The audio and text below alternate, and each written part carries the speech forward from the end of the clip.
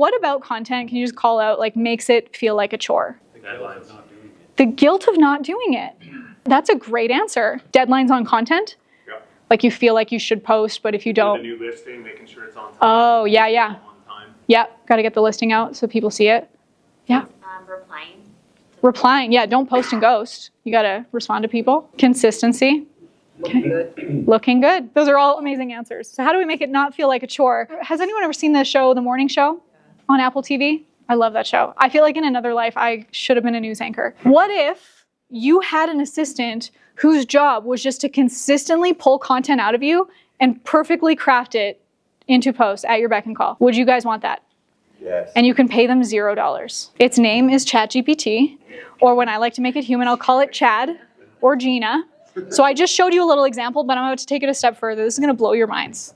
Okay, watch this for my next trick. So I'm going to pull up ChatGPT. Basically, I use ChatGPT and I turn it into my on-air producer as if I was like Jennifer Aniston on The Morning Show with Chip, her guy that's like, here's your scripts, here's what you need. Saves her from relationship drama. ChatGPT can't do that, but it's kind of close. So watch this.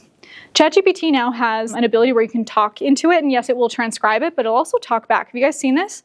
Watch this. Hey, ChatGPT, I am in front of an audience of real estate agents today, and I want to show them how you and I work together to film content for social media.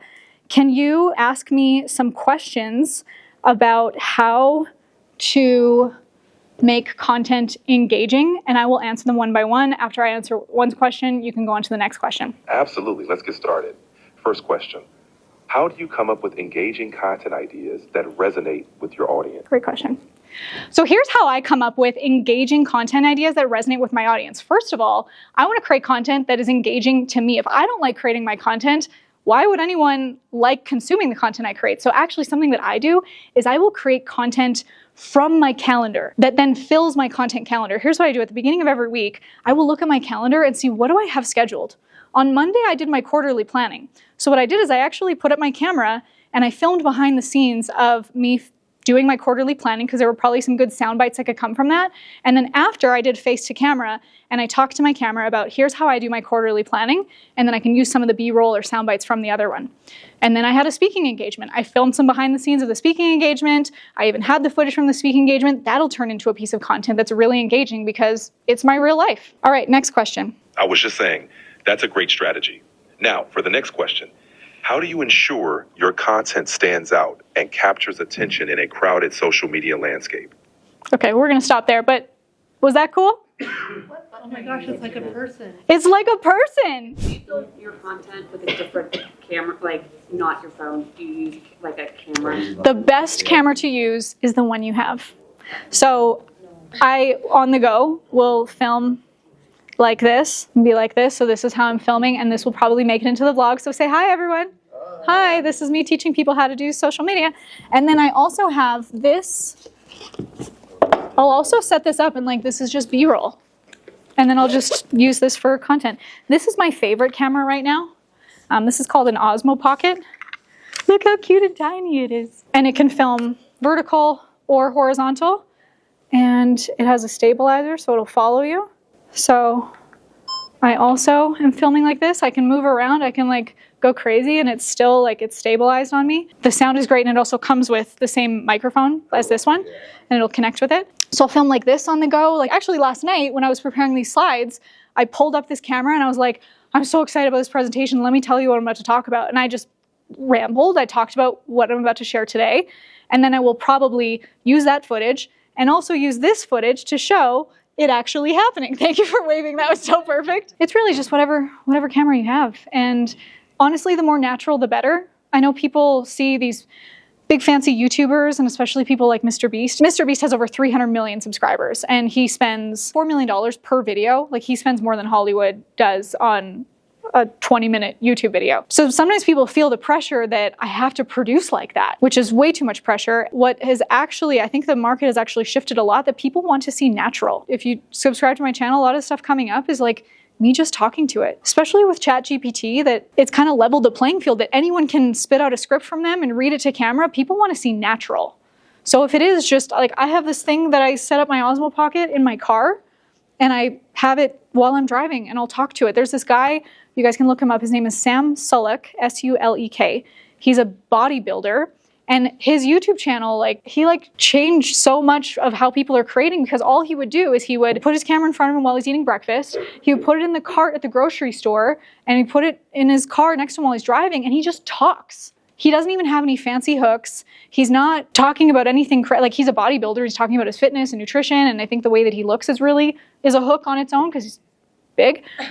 But it's like he broke all the rules in terms of like, we need fast production quality and all these fancy hooks. Like, people just want real. As much as it can feel overwhelming to have to create this content, if you honestly just like set up your phone, set up your camera, and talked to your audience, and sure, you can edit out the ums and ahs, or if you are like, oh, I don't know what to say now. What should I talk about next? Oh, ChatGPT, ask me, what should I say next? Oh, great idea. There's a prompt. A big trend recently is the get ready with me videos. Have you seen these? Basically, people will just like set up their Instagram or Facebook lives, and they're talking to their Facebook Live while they're like doing their makeup. Yeah. You have not seen those? They're ever. Yeah. But if it could be like just eating your breakfast or drinking your coffee, and like, let's talk over coffee while we're just in the morning. And this morning I was watching someone that just evacuated Florida, and I was hooked, like watching what she was going through and telling her story. It was so natural. She didn't have this big production quality. It was just, hey, I had to evacuate. I'm so grateful. I hope my house is okay. And I got sucked in. Did you have a question? Oh, I was just going to say, with any content that I put out, I get way more engagement if I have no makeup on and sweat, Right? than if I get ready. We actually had a client too that they spent so much money on this big production studio, and they wanted to look super fancy, and their views went down. And then when they went back to like sitting on the floor in their closet, they went back up again. People want relatable. Can we talk platforms for a second? Mm-hmm. So, I still have more too, but yes. Oh, sorry. No, go ahead. So like stories versus reels versus YouTube, like what's the formula? Yeah, throw spaghetti on the wall and see what sticks. I know that that's usually what they tell you not to do, but I think that there's actually nothing wrong with that if you see it as, actually, it's a test. It's not an indication of disorganization. It's what works. What do I like too? Like, I don't like TikTok. I just don't. I don't know why. I don't like it. Even though the same content that I would put on Instagram pretty much be the same thing on TikTok. I'll have my team post it there, but I spend time on TikTok and YouTube, and I write on Facebook. That's what I like, and because I like it, I'm gonna spend more time there. So, but you could also be like, I'm only on LinkedIn and I crush it on LinkedIn. Did you guys read it to 10x is easier than 2x? I heard you guys talk about Ben Hardy. Focus. So for me, I'm like, I do long form and short form. That gets posted on all the platforms, but instead of me looking like, okay, I gotta do Facebook and Instagram and Twitter and TikTok and LinkedIn and whatever other platforms come up, I'm like, long form and short form. I post my long form on YouTube, and then I post my short form everywhere else, and I post what I write on Facebook, and if it's good, I'll also copy and paste it to LinkedIn. So it's like less pressure. I'm in that space of throwing spaghetti at the wall right now. I've got multiple channels. It's not bad. A business partner that is a little bit different age demographic than me, not much, but just enough.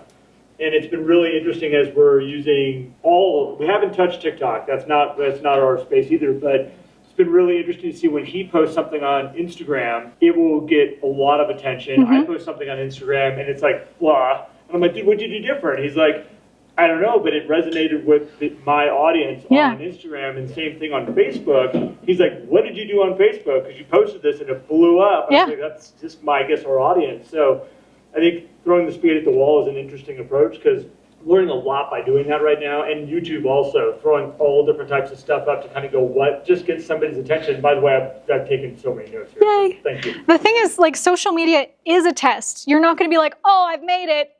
I figured out the right post. I'm just going to post that every day for the rest of my life. What was working last year with these hyper edits, Mr. Beast style, crazy stuff, like, it's not working as much anymore. And I think that that's because of people like Sam Sulek, who has made it just very natural, and his content is blowing up by just talking and sharing his story and like behind the scenes of his life. And ChatGPT that has made it that anyone can have a professional script. People don't necessarily want professional, they want real.